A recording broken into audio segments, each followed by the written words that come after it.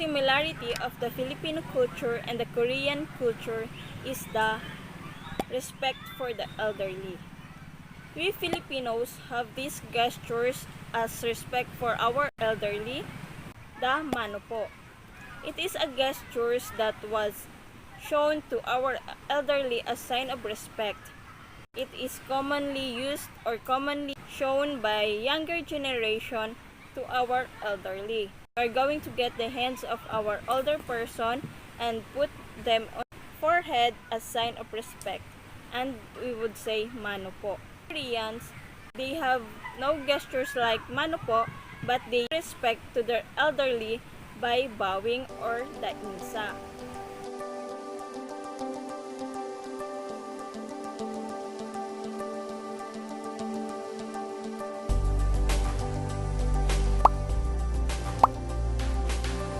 Hi guys! Welcome back to my channel.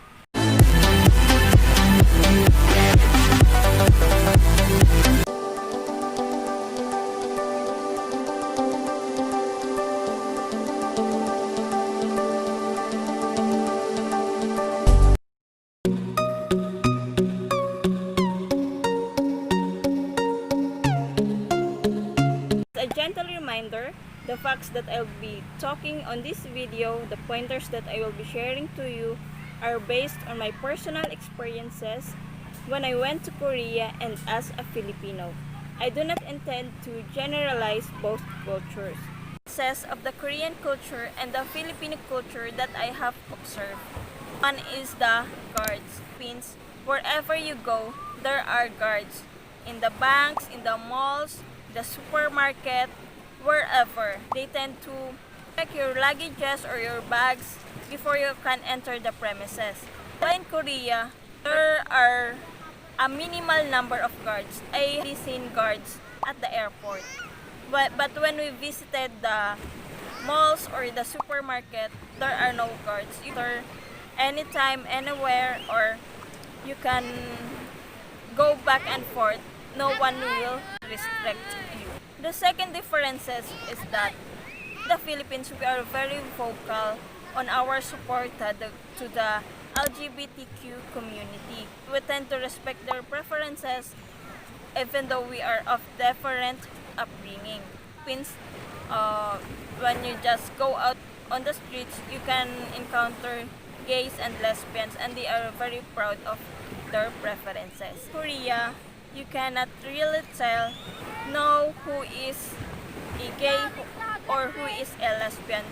They are very discreet on their preferences. Differences of the Filipino and the Korean culture is the Sari-sari store. In the Philippines, in every corner of the street, there are Sari-sari stores. While in Korea, there are convenience stores. In the Sari-sari store, you can buy one piece of cigarette, while on the convenience store you can buy per pack. In the convenience store, it is somewhat like a sari-sari store but with a bigger area. The difference is when we eat at restaurants.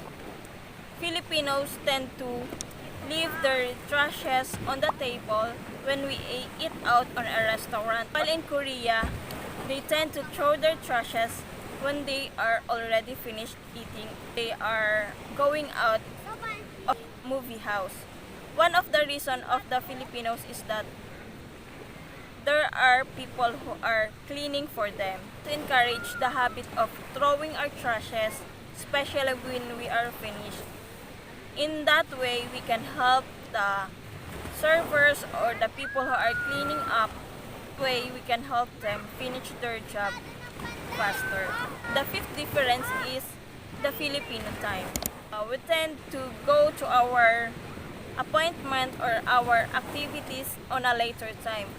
For example, we are set to meet at 3 o'clock p.m. but most of the Filipinos would go at 4 o'clock, 3:30, and the reason behind that, they would say there's so much traffic in the area.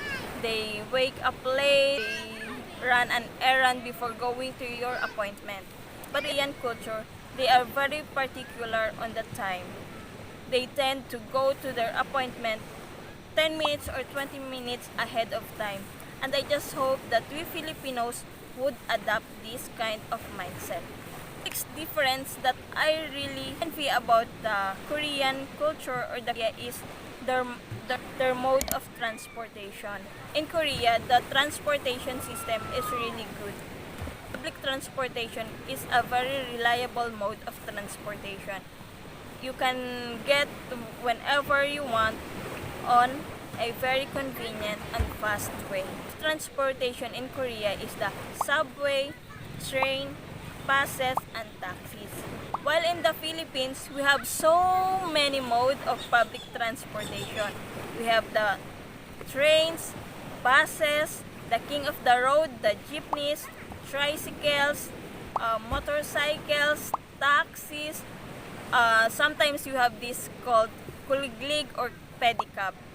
And maybe that's one of the reasons why of traffic in the Philippines, because we have so many mode of transportation. I just hope that our transportation can be improved so that the traffic can be lessened. The seventh difference of the Filipino and the Korean culture is that the wearing of shoes inside the house. We Filipinos tend to have shoes or slippers that is intended only for inside the house. But in Korea, they tend to leave their shoes and their slippers outside of the house. Why? Because Koreans tend to sleep at the floor, eat at the floor, so for them it is dirty to bring your shoes or slippers inside the house. So that's it, guys. I hope you have enjoyed watching this video. If you like this video, click the like button, subscribe to my channel, and click on the notification button for you to be notified on my next uploads. Guys, also don't forget to like the Korea.net YouTube channel so you can be updated on anything Korea related. So that's it, guys. Bye! God bless everyone!